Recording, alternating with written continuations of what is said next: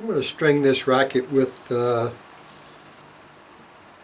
multi-field 17 gauge string. To start with, I'm going to use 16 racket lengths of string minus about 1 foot. Alright, that's 15 and a little over a half. For the short side now, I'm going to use 4 racket lengths of string.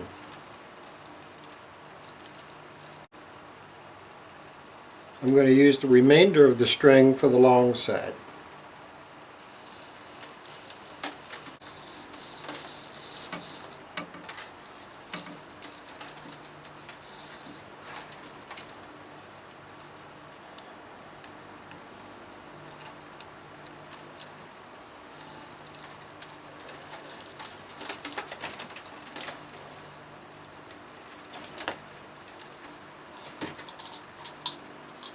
Okay, my bottom knot is going to tie off down here at the bottom, so I've went on and ran in some blunt nose needles down here just to keep my string straight, so that when I get down here at the bottom with my blocked holes, I can run my strings through fairly easily.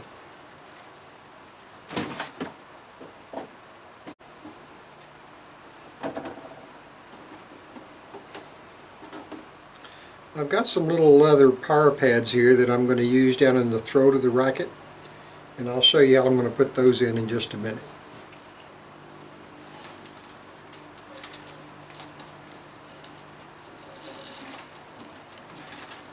To begin with, I'm pulling the first right main.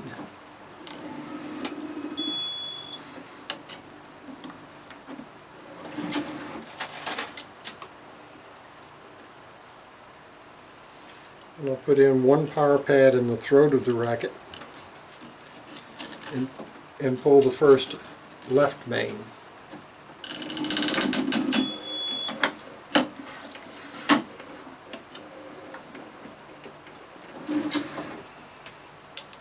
Then I'll pull the second left main.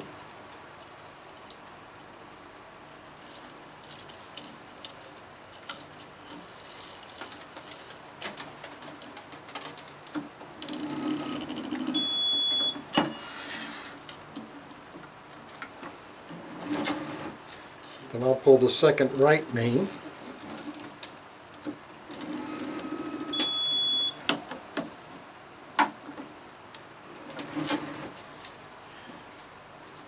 Then the third right main.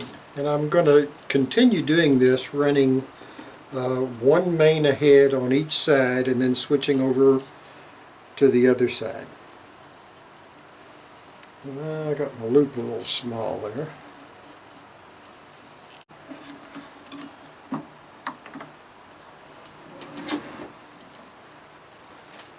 I'm going to tie off now. I'm going to use a Parnell knot, and let me lock my turntable here just to give you a close-up of this Parnell knot.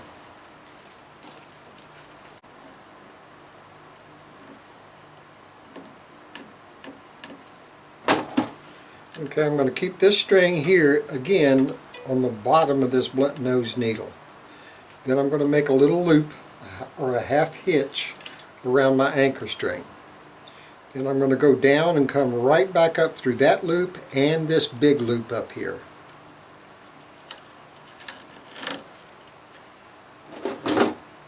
Then I'll tighten it up.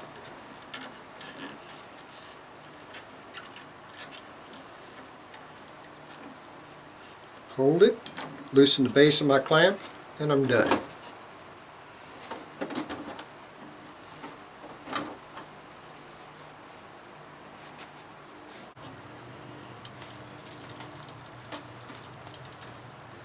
Making a small loop there, then I'll go back down and up through that small loop,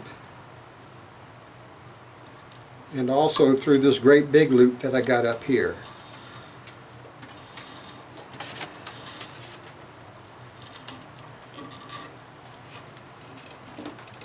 Then I'll tighten the first half hitch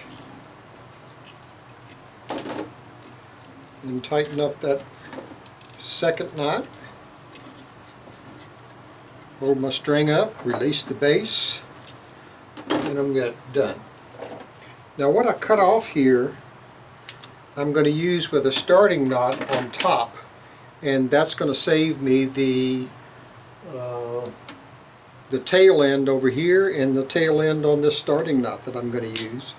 That's why I can get away with 35 feet of string on this 100 square inch racket.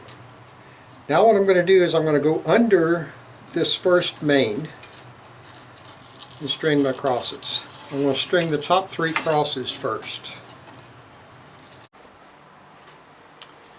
Alright, I'm going to take the end of the string now. I'm going to go around this string here 2 times. Once and twice. That'll give me 2 loops of string here around the anchor string. That's a VS starting knot. Then I'm going to come back through this loop right here, and I'm going to pull out all the slack. And that knot will pretty much tighten right up.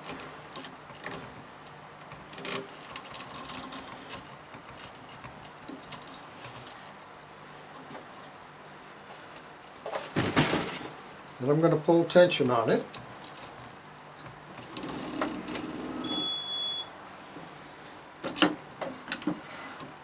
Clamp my string. And I'll pull tension on the second cross.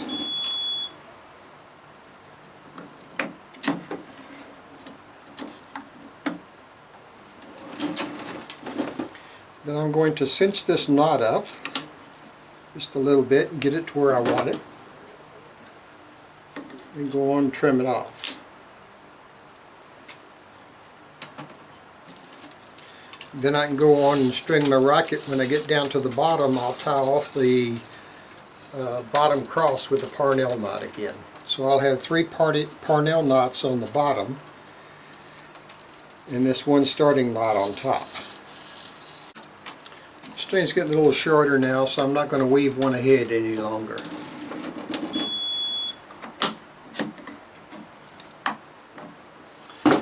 Now I'm ready to go through the blunt nose needle. Remember that I said I was going to tie off down here, and I knew that because I've got 19 crosses and I tied off in the top left hand corner at the top of the frame. These needles are 15 gauge needles because that's the smallest needle that would fit through this grommet, and the string doesn't quite go in there. So what I'm going to do is I've got this string cut to a point. I'm going to put the string in the tip of the needle and try to use the string to push the needle through the racket. Let me get my pliers and see if it makes it any easier. Once I get it started in there, it goes a little easier. I can go on and take this out now. Then I won't have any crossovers on the outside of my frame.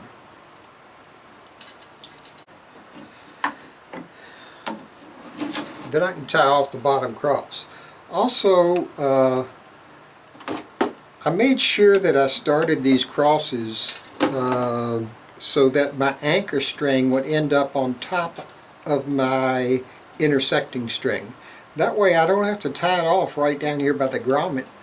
I can tie it off above that string. There's my little loop, and I can make the second loop up through there, and then when I tighten this string, it'll pull right over that top of that intersecting string. You'll hear it snap. Then I tighten up the second string and it should snap again. Then I hold it where I want it, I loosen my bases, loosen my clamp, cut off my tag end, and I'm done. Hope that helps you, and have a nice day.